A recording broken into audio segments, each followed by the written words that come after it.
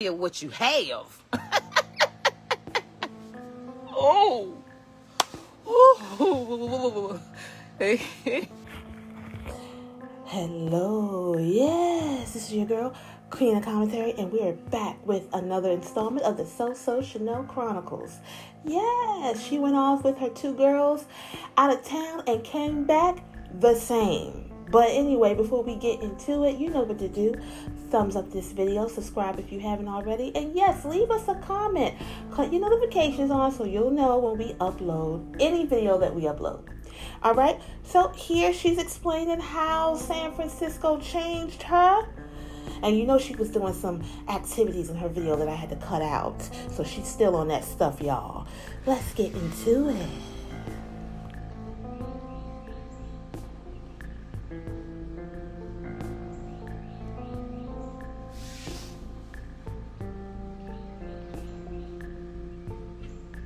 It was an amazing experience. Something happened to me in San Francisco when I went by myself. I even told Steve, I don't think I should leave right now. And I promised myself to take Jordan.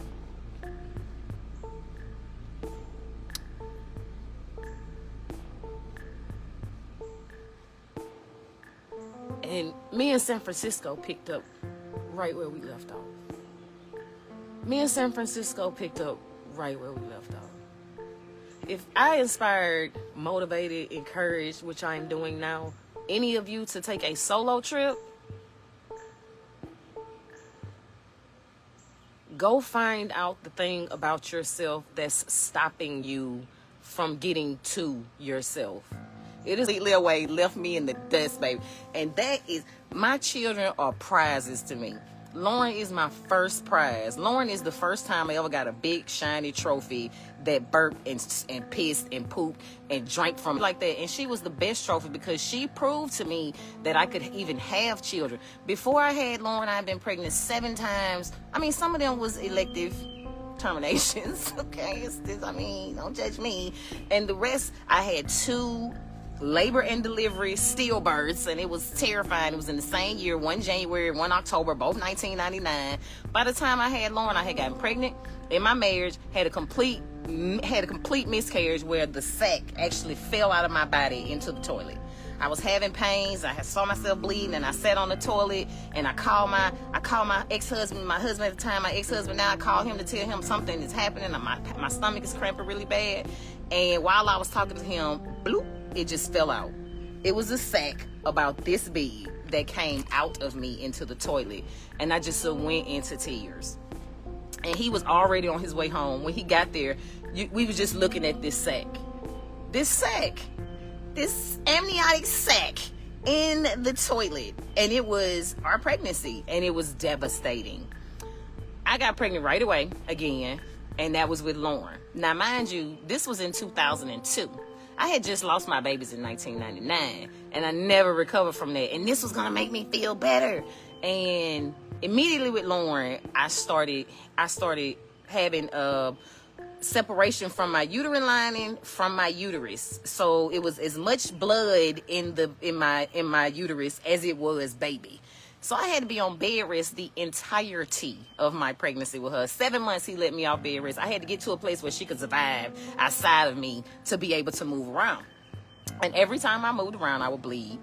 And he was like, it's all baby now. And then Lauren had to be forced out. She had to be forced out. She had to be induced, and she had to be drugged at classic weird. So when I had my children, I was just like a zombie, like everybody else. You exist in the world, and you have been force-fed biologically how to raise your children. Now, some people buck the system and they don't do it at all, but they had some other stuff in their DNA, which could be addictions, it could be laziness, it could be procrastination, it could be mental conditions, but you have a pre-planned thing, and when you have a baby, that's either going to kick in or you're going to deny it. That is where I was, right? I had to kick in, and some things I denied, and I just did what I had to do, right?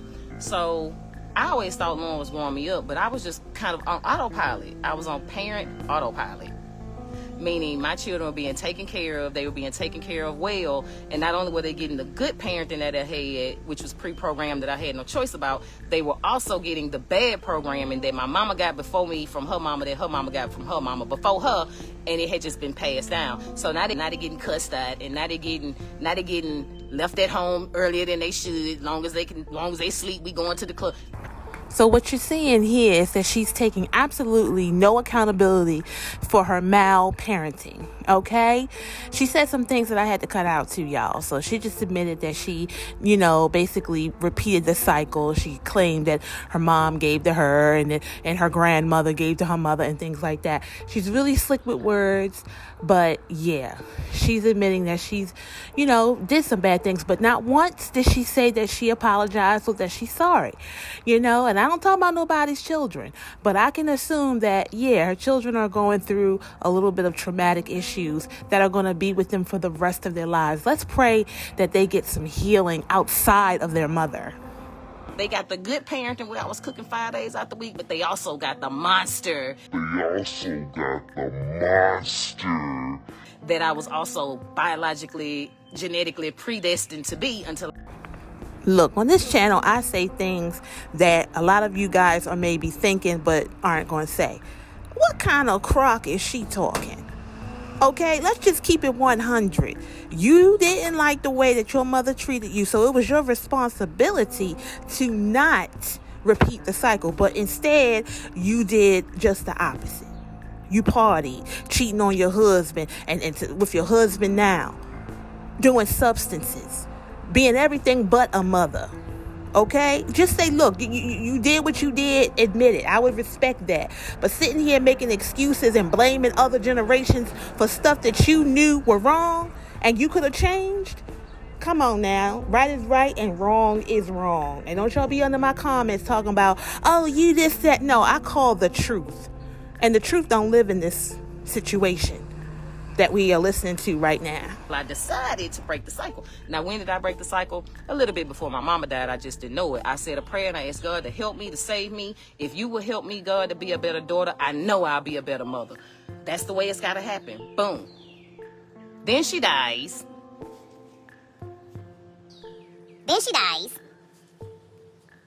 And I still didn't know I had made a pact with God, but she died. She left us money. We didn't know about it. I got the money. I flipped the money when it got down to the last $2. And now a whole business has been born. My children are even now. I went from autopilot on parenting to Lauren is now the autopilot parent as a sibling, because that's what happens when you're the oldest. You become the parent, and now you're autopilot parenting your brother and sister.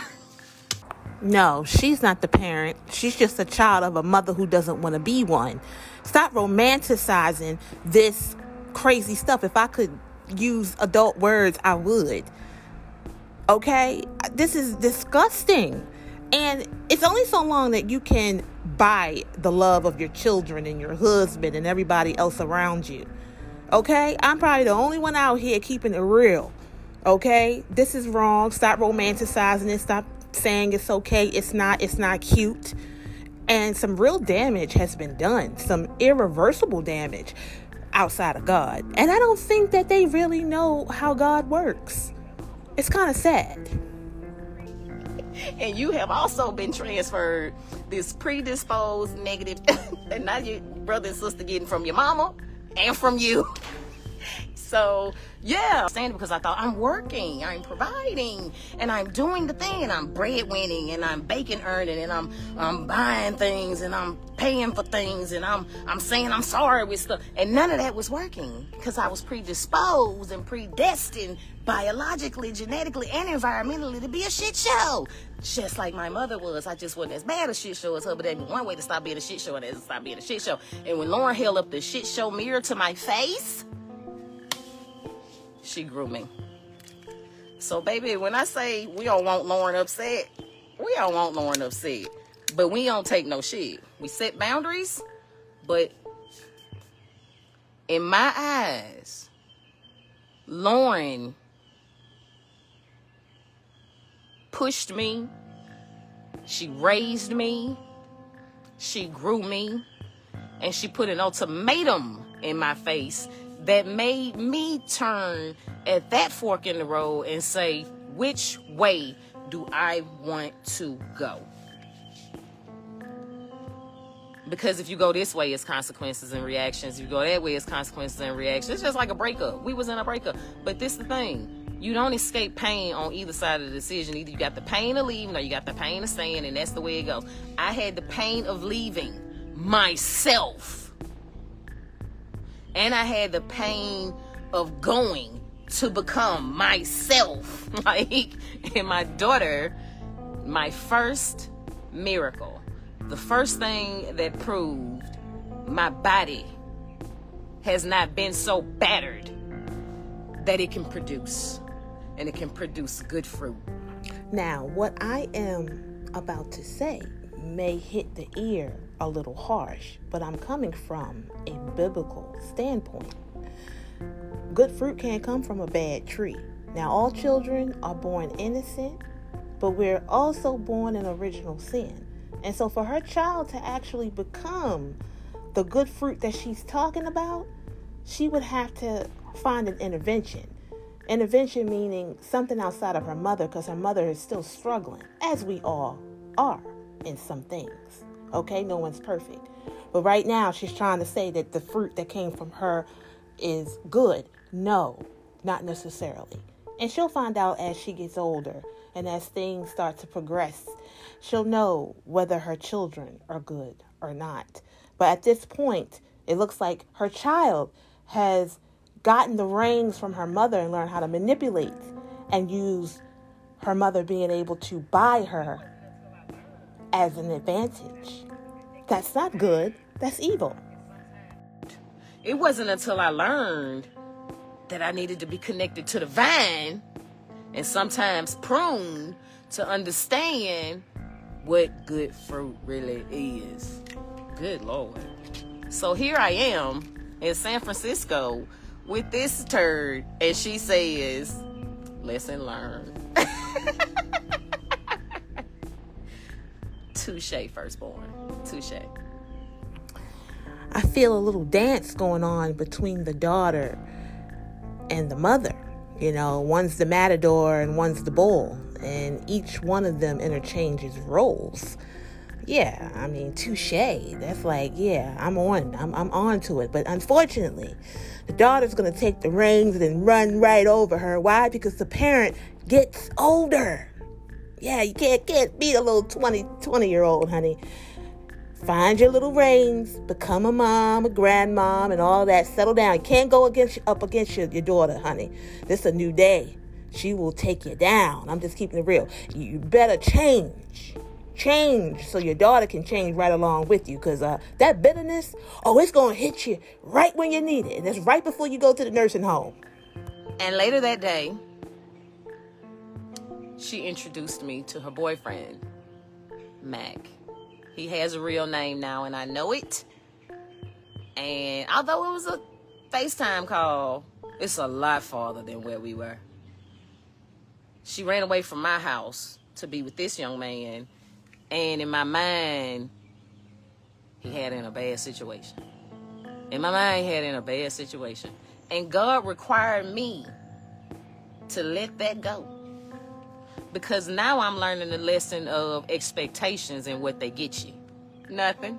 Okay, so I could have expected that he'd do this, or I expected that he was this kind of person because he had my child out of pocket. My child was doing better than me. I was out of pocket. There you have it. She's jealous. She's one of them types, don't matter if it comes from your loins. She doesn't want nobody doing better than her. Very shameful. But I'm going to tell you, the Bible says what's in the heart comes out. And there you have it. Stop stalking up for this type of behavior. It's not, I know y'all love her and all that, but y'all don't know this woman. This is entertainment, just like it's entertainment. For me, it's entertainment for y'all. It is what it is. We don't know her. So let's call it for what it is. She's jealous of her daughter. Yeah. And what can she tell her daughter about choosing a dude? Come on now. She did, y'all, if you really know who she is, she used to, deal with, dope boys on the street and kingpins and stuff like that. How can she tell, and cheaters, Look how she married now and miserable. And she deserves it because she took somebody else's husband. It is what it is. And she treated her husband wrong. So like our old Malcolm X said, the chickens come home to roost. So I said, now I'm either expect that he's a nincompoop or I'm expect that he's a good dude. One way or the other, I'm going to expect something, and then whatever ain't met, it's bad. So I'm going to just go in open, because just as equally as he could be crazy, he could equally be full of integrity and honesty and loyalty and respect and those kind of things. Oh, so she that type of girl. Oh, so you don't go to your ATM and expect $1 million and you literally got $5 in your bank account. That doesn't make any sense. Integrity, loyalty. Honey, her mama don't even have it. Her mama don't have it. What? Huh? You expecting this man to be more to her than her own mama? And I can't say daddy because she kind of broke up the whole family. So how about this? Maybe I can say her father was like that. The first husband, she said on several videos that he was a good man. Oh yeah, she better get on her knees and pray that that her daughter can actually find a man like that. Because does she even have the values in herself to even draw a man like that? And I'm talking about the daughter. I'm keeping it 100. Does the daughter have what it takes to get an integrity, loyal man? Yeah, let that marinate on you. And that is exactly what I got. But a year ago, expectations, I like, oh my God. And to hear him talk about just keeping her safe, to hear him talk about, just to hear him know her, I was so unprepared to hear somebody know my child to care enough. And you know what young love feel like, so I'm still low-key terrified. But oh man. And she don't have to carry that no more. She was holding herself hostage to how she handled herself in that. But I had to let her know I had already forgiven her for that. And not only had I forgiven her, I had forgiven myself. Because otherwise, how could we go forward? And me and my child shared a cry on that airplane. And we shared laughs on that airplane. And we shared lash fans to dry the tears on that airplane. We had such an amazing time that the night that she introduced me to the young, there's a version of you that's so valuable, that's so golden underneath. It's a story about a Buddhist statue that you literally have to walk back through all the trash to get to it. You can't go around that. It's a part of you that's unscathed.